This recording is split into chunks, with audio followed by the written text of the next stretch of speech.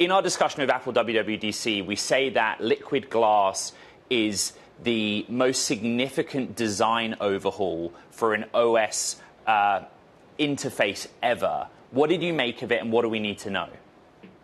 Yeah, so the significance of this interface change is how broad it is, right? It's available on all of Apple's devices. This is the first time they're doing a user interface revamp across all of the devices. And it's also interesting because it sets the stage for future Apple devices, right? In terms of hardware, the Apple devices are going to get more glassy, right? You're going to see curved glass edges on the 20th anniversary iPhone in 2 years. So having an all glass interface with a lot of transparency sets the stage for that. And so from that standpoint, it's great. I've been using the new UI on all of my devices since yesterday when the betas came out.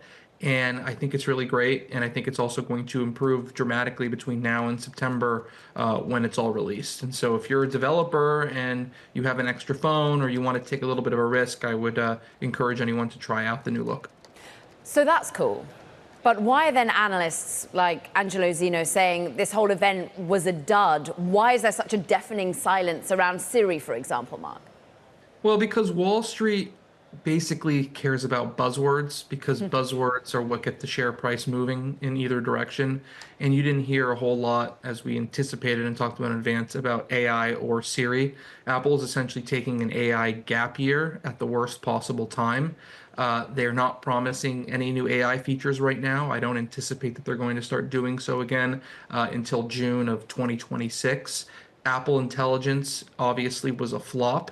They're doing their best to try to show people that they are here too with AI without going too far and making these promises. What they have done is partnered with ChatGPT on a few more features. So you can take a screenshot now and ChatGPT can analyze what's on your screen. Of course, you could have done that with the app already, but this is a bit of a shortcut. And then they have new developer tools that tap into third-party LLMs, including ChatGPT. But yeah, to be clear, as we've been talking about, the fact that Apple is nowhere near any of its competition in AI is a massive failure on all levels.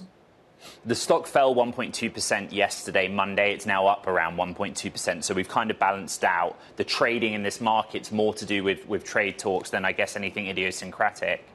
I found probably the most significant piece of news relevant to WWDC to be that access for third-party developers to on-device LLMs. Because you think about the app store that we have today and the ecosystem across operating systems, the whole point of WWDC, Mark, is the developers, right? Explain that piece of news and why the developer community cheered it. So the foundation models that are available for Apple's own AI features are now available to third-party developers. So there are frameworks and software tools now for developers to build their own AI features. So this will be making it easier than ever for developers, by the way, there's millions of them on the Apple platforms, to develop AI features for their own apps. But just a step back, in terms of the features themselves, right? Most consumers who use these devices just want them to be better, want them to be easier. And so Apple went after the core competencies. If you look at the 3 apps that were revamped and improved yesterday, the 3 were Safari, Phone, and Camera, which are probably the most used apps on most people's iPhones. And then 2 additional apps that got a little bit of love were Photos and Messages, which probably round out the top 5. They weren't as significant as the first 3. So Apple made major improvements to the apps that people are using every day.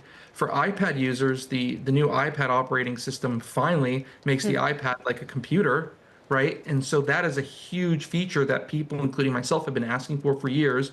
So there's a lot of us in the Apple community who are actually pretty thrilled with the improvements that were made. But taking a step back, still, this is focusing on these OS franchises that have been around for decades, rather than pushing us into these next generation interfaces based around AI. So you have to juggle both. Apple's doing a great job managing the current, but we've not seen a lot that's giving us confidence about the future.